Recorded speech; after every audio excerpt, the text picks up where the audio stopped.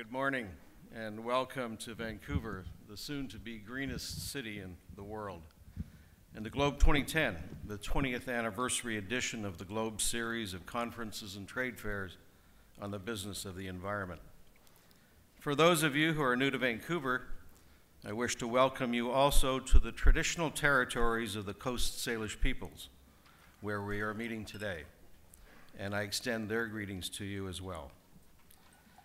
As I mentioned, this is the 20th anniversary of the Globe series and the 11th event in that series. Over the past 2 decades, despite fundamental changes in business, attitudes, public opinion, and government policies on such critical issues as climate change, energy and the environment, urban sustainability, and corporate responsibility, Globe's position has not changed. And that is, environmental problems are business opportunities. Indeed, many of the ideas and concepts espoused at Globe events over the past 20 years, some of which at the time almost bordered on heresy, are now common business practices. We've also been something of a proving ground for leading-edge technologies and innovative solutions to many of the world's toughest environmental problems, and we see that at the trade show. That's why we put the conference together. But these are challenges that all of us working together can turn into business opportunities. In fact, GLOBE stands for Global Opportunities for Business in the Environment. Now, as I mentioned earlier, the City of Vancouver is on a mission to become the greenest city in the world. As you know, for years, Vancouver has ranked at the top of the list as best city in the world or best city to visit. And we believe that over the past 2 decades, the Globe series has helped put British Columbia in general and Vancouver on the world map as the place to come for environmental solutions. Now, the man who has taken up the mission to make Vancouver the greenest city in the world is our first speaker this morning, and that is the Mayor, His Worship, Gregor Robertson.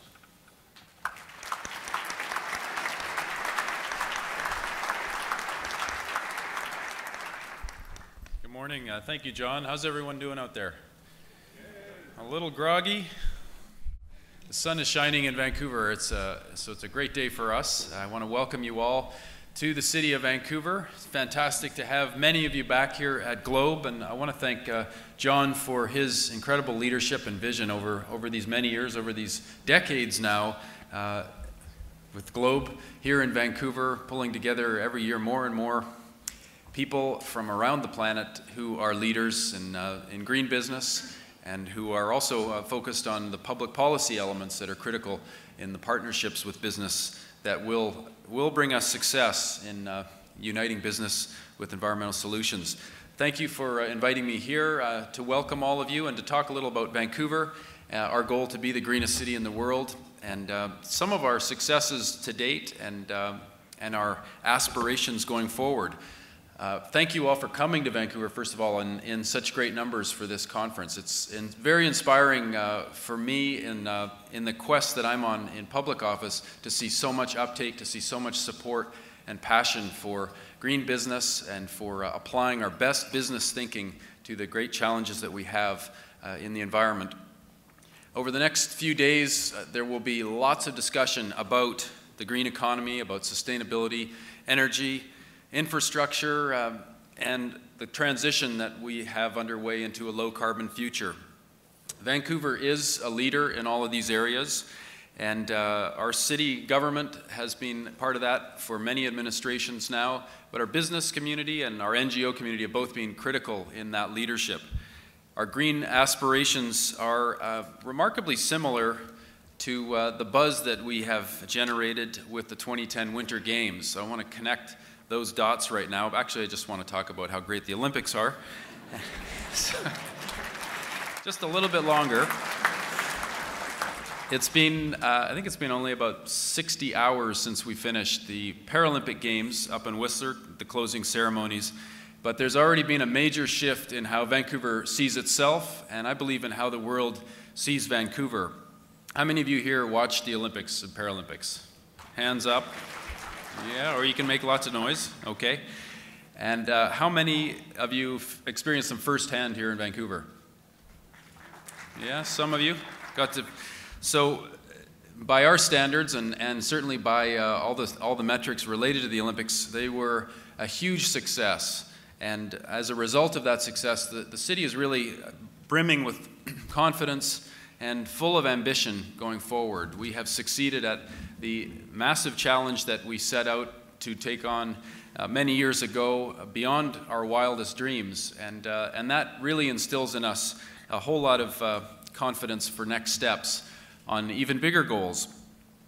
If you look at what took place during the Olympics and Paralympics, there was a wide scope of success, from the extraordinary feats of the athletes themselves to the incredible spirit that was in our streets day and night after night after night for many weeks, to the record viewership all over the world and the way that the media told the stories of the athletes, of our city, and of the Olympic movement. I would love to talk more specifically about all of Canada's gold medals, of which there were many. We broke the records, just in case you didn't hear, for a host city winning gold medals. And of course, would love to talk more about the unforgettable hockey games, which generated a couple of those gold medals. I will try and stick to the green theme, though. Coming back to our green theme, we set out to make these the greenest games ever, and to brand Vancouver as the green capital through the games and the incredible media exposure that we had. And we surprised ourselves with our successes, from the greenest sports venues in Olympic history to the carbon offset commitment that we had in place through offsetters. We raised the bar to new heights in terms of hosting green games. Our public transit system smashed all the ridership records. We had massive volume on our brand new Canada line from the airport to downtown. We had over 500,000 riders on our Olympic Line streetcar, which is the first reintroduction of streetcars into Vancouver in many decades as a trial. During the games, the daily ridership made Vancouver's transit system the third largest in North America, behind only New York and Mexico City. We're right behind cities that have over 8 million people in their core area. We're working with the population here of about 620,000 in our core. Was bumped up for the games, but a massive boost in the percentage of people riding transit. We plan to get, very audaciously, I'll say, over 30% of cars off the road during the games in the downtown core to ensure that athletes and all of the visitors could get around comfortably. We actually exceeded 40% on some days during the games, which is a stunning accomplishment. And that really shows what is possible, and that is one component on the transportation end of the Green Games. On the housing end of things, we had the Olympic Village neighborhood where the athletes were living here in Vancouver during the games. It was awarded LEED Platinum status during the games. We confirmed that certification with the U.S. Green Building Council during the games, making it the greenest neighborhood in the world right now in terms of certification, the highest LEED point level. Another fantastic accomplishment that we were able to share with the world, and of course with the athletes, and making their stay extra special.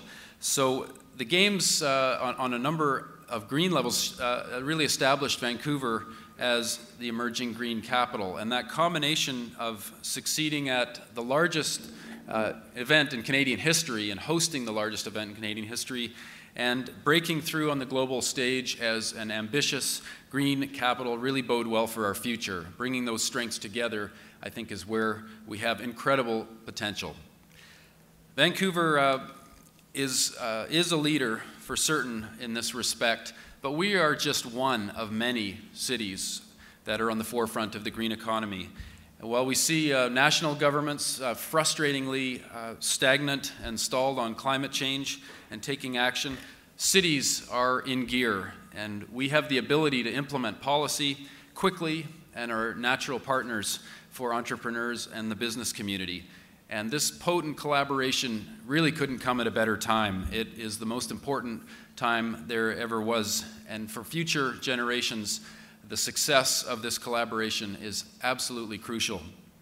We are, as human beings, rapidly becoming urban animals. The majority of the world's population now lives in cities, and that's where the battle against climate change and the shift to a low-carbon economy is so critical and so winnable.